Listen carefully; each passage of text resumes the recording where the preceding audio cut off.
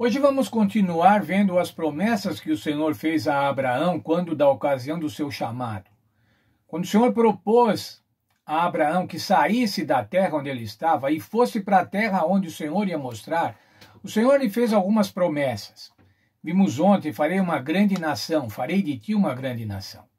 Vimos também ainda que o Senhor disse que o abençoaria. Mas hoje nós vamos considerar, irmãos, uma terceira promessa: engrandecerei o teu nome. Como é que o Senhor ia engrandecer o nome? Fazer com que o nome de Abraão fosse reconhecido, fazer com que o nome de Abraão fosse famoso, fosse respeitado. Como é que isso aconteceria? Como que aquele homem que estava sozinho, ele, a mulher e mais alguns servos, sem filhos, como é que o Senhor ia engrandecer o seu nome? Veja, irmãos, o livro de Romanos, capítulo 4, verso 3. Romanos 4, verso 3. E o que diz a Escritura? Abraão creu em Deus e isso lhe foi imputado para a justiça. Abraão creu em Deus, irmãos. Quando Abraão creu em Deus, essa crença, esta fé, lhe foi imputada pela justiça. Por que é que o Senhor escolheu Abraão, irmãos? Nós já vimos isso nesses dias. Por que o Senhor o escolheu, abençoou e engrandeceu o seu nome? Era para que ele tivesse vantagens pessoais, vantagens econômicas, é para que o seu povo tivesse vantagens especiais, vantagens nacionais, unicamente? Não, irmãos. O Senhor escolheu o povo para que ele fosse testemunha a outros povos. Mas nesse sentido, então, irmãos, se Abraão tivesse um nome reconhecido, um nome engrandecido, um nome respeitado, esse nome faria com que as outras pessoas, esse nome dessa nação, faria com que essas pessoas, as outras pessoas, viessem buscar e viessem ser evangelizadas pela observação. Olhando o povo, vendo que Abraão tinha um nome engrandecido. A Bíblia apresenta um outro evento, irmãos, de quando a humanidade quis engrandecer o seu nome. Veja lá comigo Gênesis 11, verso 4. Estamos na ocasião da Torre de Babel. Estamos na ocasião em que os seres humanos queriam fazer uma torre para ir ao céu, para se salvar de um eventual outro dilúvio, desacreditando no sinal, na promessa que Deus havia feito de que nunca mais faria um dilúvio, e tendo como sinal dessa promessa o arco-íris. Mas veja lá, irmãos, no verso 4 de Gênesis 11. Então disseram: Vinde, edifiquemos para nós uma cidade e uma torre cujo topo alcance os céus, e façamo-nos um nome, para que não sejamos espalhados sobre a face da terra, sobre a face de toda a terra. Veja, irmãos, por que eles estavam querendo fazer a torre? Para chegar no céu. E mais ainda, para que nós façamos um nome, para que não sejamos espalhados, para que sejamos reconhecidos, para que sejamos engrandecidos. Era esse o objetivo daqueles seres humanos quando edificaram, quando pretenderam edificar a Torre de Babel. Façamos um homem. A Bíblia diz assim: os homens disseram. Obras, somente obras. Obras para a salvação. Os homens disseram, então disseram: edifiquemos. Mas veja agora, irmãos, com relação a Abraão, o que aconteceu. Gênesis 12, verso 2, o capítulo seguinte. O verso 1, Gênesis 12, verso 1. Ora, disse a Abraão, sai da tua... Ora, o Senhor disse a Abraão. E no verso 2 nós encontramos entre as promessas: engrandecerei o teu nome. Quem é que disse agora, irmãos? Quem é que pode engrandecer o nome? É o Senhor Deus que pode engrandecer o nome.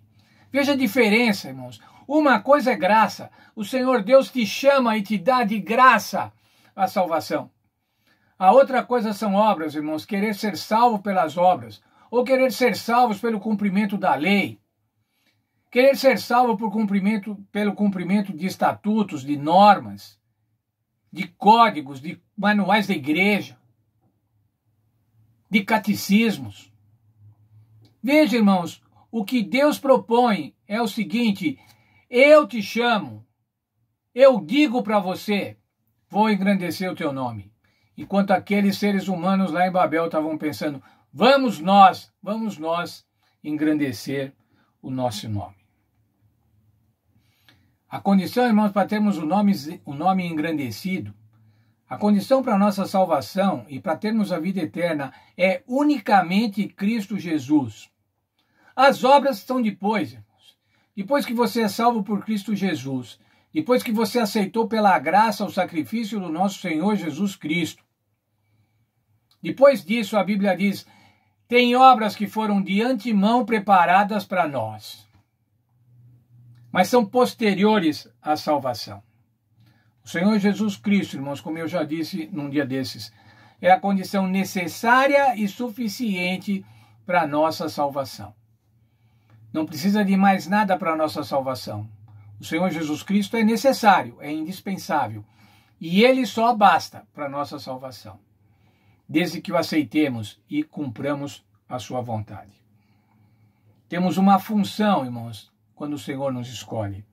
E quais as escolhas que fazemos? Romanos 3, vamos ver Romanos 3, versos 23 e 24. Romanos 3, versos 23 e 24. Pois todos pecaram e destituídos estão da glória de Deus, e são justificados gratuitamente pela sua graça, pela redenção que há em Cristo Jesus. Como é que somos justificados, irmãos? Quanto custa ser justificado? Tem um preço, irmãos. Lembra quando estudamos Isaías? Tem um preço. Vinde e comprai sem preço. Mas o preço que tem, irmãos, é o preço do Senhor, o preço da vida do nosso Senhor Jesus Cristo. O preço do sacrifício do Senhor Jesus Cristo. Mas quem diz aqui, nós somos justificados gratuitamente por causa do preço que o Senhor Jesus Cristo já pagou na cruz do Calvário. Em Cristo, irmãos, nós podemos ter um nome engrandecido. Nós podemos ter um nome vencedor. Nós podemos ser vencedores em Cristo. E eu quero ler com vocês, para concluir o estudo de hoje, um texto de Apocalipse, no capítulo 3. Capítulo 3, o capítulo 2 e 3 de Apocalipse tem as mensagens às igrejas. E o capítulo 2, no verso 3, é a carta à igreja de Sardes. E lá no verso 3 diz assim, aliás, no verso 5, 3, 5 diz assim, o que vencer será vestido de vestes brancas. De maneira nenhuma arriscarei o seu nome do livro da vida, mas confessarei o seu nome diante do meu Pai e diante dos meus anjos. Já pensou, irmãos, o que significa ter o teu nome, o meu nome, escrito no livro da vida?